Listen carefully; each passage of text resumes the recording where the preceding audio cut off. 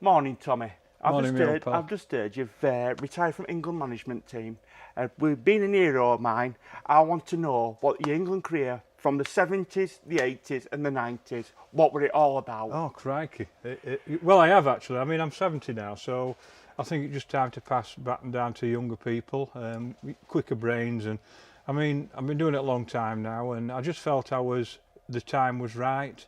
Not from the fishing side. I still want to. If I'm selected, you know, for masters and vets, obviously I still want to fish in the float and the feeder. But you know, until they've had enough of me, then I'll keep doing it, and my body allows it. That's the main thing as you get older. That what happened, Tom? Well, I'm not sure about that, but we'll see. Off camera a minute ago, we were talking about another good hero of mine, Ian Heaps. Yeah. Right, and you spoke very highly about him, and I want to catch this on camera. Yeah. Right. Would you please tell me about Ian Heaps in the 80s and what he brought to the team? Well, you got to remember, I got picked in 1978, which was 48 years ago, near enough. 48 years ago, and I was 23. So my 3 heroes, I mean, Ivan was my number one hero. Kevin Ashurst and Ian Heaps. They were everybody's heroes. Ian had won world champs in 75. Kevin hadn't won it. He won it later on.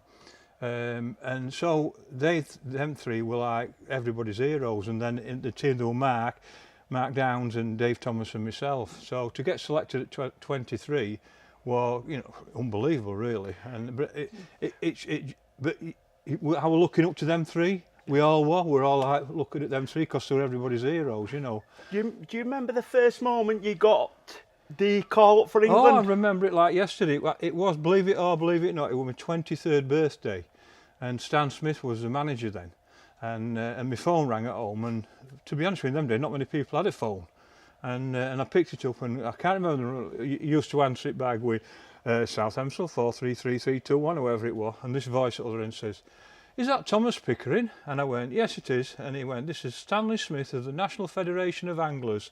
And I'm thinking, oh yeah, you know, yeah. And I've gone, hello, and he says, "I'd like to invite you to represent England in the forthcoming World Championships in Austria this year." And I'm thinking, who's this? And then I'm thinking, well, nobody else would put it like that. And I'm going, and I thought, I've got to go along with this. I thought, well, hello, Stan, and thank you very much. I mean, I didn't know what to say really. I were a bit speechless, and I'm like, and then I realised it were him, right? I never met him before. I never met Stan before, and he said, right, what I'll do, there'll be a forthcoming meeting, and I'll invite you to the meeting. And I went, Stan, do you know what day it is? He says, no. He says, it's my 23rd birthday. And he just went, well, happy birthday, Thomas. I'll be in touch with you soon, and put the phone down. And it were like, and I sat there, and I'm like, you got to remember, in them days there was 6 people got picked for it. That's all there was. It was like the Holy Grail sort of thing. And my mum had just had operation in Pontefract Hospital, and I was just about to go see her, and I jumped in my van and I drove to Pontefract, went to hospital, and she'd just come round, and I just said to her, "Mum, I've been picked for England." And it's a moment I'll never ever forget, and we just hugged each other and burst into tears. And it was, you know, a really emotional moment, because that were it. And of course then I had the meeting and everything like that, but I'll never forget that moment, you know, to the day I die. It was just an incredible moment, and God bless Stan, he gave me a chance, you know, and I didn't really fulfil it, to be honest with you, because I think what happened was, because Kevin, Ivan and Ian were so big characters, we all looked up to them. Yep. I mean, you know, we all looked up to Kevin as God. You know, Ivan were my God, and Ian learnt me so much about things outside fishing, like road shows and talks and demonstrations. I used to go to his road shows to listen to him talk, because he was the best talker and had the best shows. And he went round the country doing talks. If it were ever near Yorkshire, I went to see him so I could learn about how to present myself. And so when I did shows later, a lot of that came from Ian's talks and listening to him and being around him. Ivan was just Ivan. He was everybody's hero. And Kevin was, I mean, if you ask anybody I fished from 78 up to 2000-ish, and if you ask anybody in that era, any angler that fished under Kevin, and you said, "Oh, what best angler?" without a second's hesitation, every single person would go Kevin, because he was our captain. We've got Sir Richard, was our leader. He was our captain, and we just looked up to them. And you know, they were just like gods to us, really. You know, That just brought a smile onto my face. You know, when you first went into that room with them characters, did you feel? oh, absolutely. I know. You were like they were like the three biggest stars, maybe ever in angling. Yeah. Because, like I said, if you're in the England team, that was the Holy Grail. There were nothing else. I mean, nowadays there's so many world championships. You've got Fishermania, Maven, and all these competitions. There were nothing. Yes. You'd got two big events really. You'd got the World Championships, and only 6 people went, and you'd got the National Championships, and they were the things that you worked all year for. And to get a call up, well, like crikey, six people, you know. Yes. And I got selected at 23, which I was probably a bit young at the time. I think because I was a young 23, and I think I was a bit young at the time. But what it did do, all I knew from that moment, if I ever needed any persuasion, which I really didn't, because even up to 23, all I wanted to do was fish for England. But the moment I'd been involved with it, I knew that was me the rest of my life. All I wanted to do was be in the England team. But now for unbelievable people, unbelievable characters, and like, you know, I mean, as it went through, because I get asked quite a bit, I think the anglers I fish with, the strongest fishermen were, and Right. I get asked, like, there were Kevin, Bob, Stevie Gardner, and me and Dennis. And they were the best 5 I've ever fished with. They were like all animals, all they wanted to do win thing. And you got Dick Clegg telling us, you know. You know, we're fishing at an high level, team fishing, like i.e. with Barnsley. You've been around some good characters in that team as well. Have you got a funny story about the team fishing with Barnsley? I've probably got 1,000, but I don't tell you. I don't tell most of them.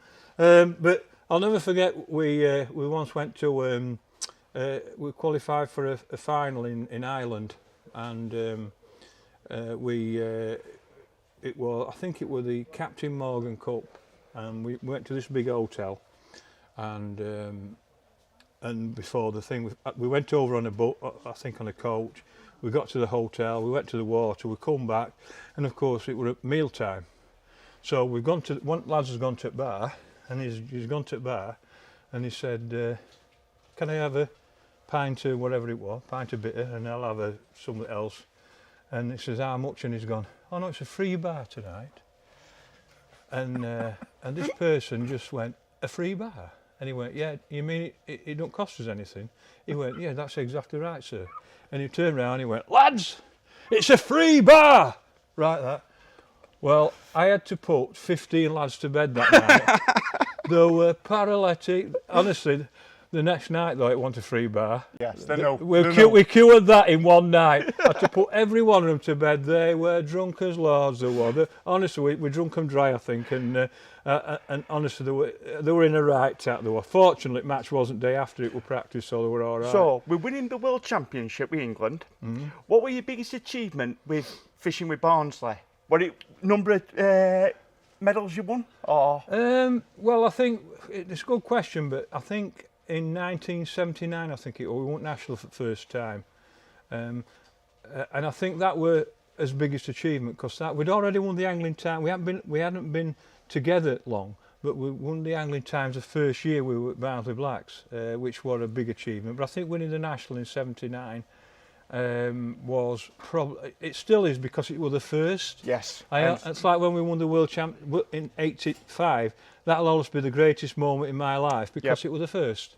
And I think that was probably the number one thing, was probably in '79. I know Barnsley have won the World Clubs Float Fishing Championships since I've not been in team, but we're second, I think, twice, 3 times when I were in. We never won it. Otherwise, that would have been number one. Yes. That would have been my number one. But lads have won it since, which is great, and they've just achieved incredible things. But I think '79, because it was the first national, it was the first time, and like I said to you earlier, in them days, the Holy Grail was England and National Championship. Yeah. So it was a really special moment. But Tommy, thank you for having this time out with us. No. And like I say, it's always an honour when you come in store. I should put all these things in a book, shouldn't I? You have got to. and Independent Tackle, you can get Tommy's book There you go. in our store. Yeah. So I will catch you when I catch you. Catch you soon. Thank you. Tommy, say him again. I could just feel sweat just running off me. Yeah, calm down, you silly sod.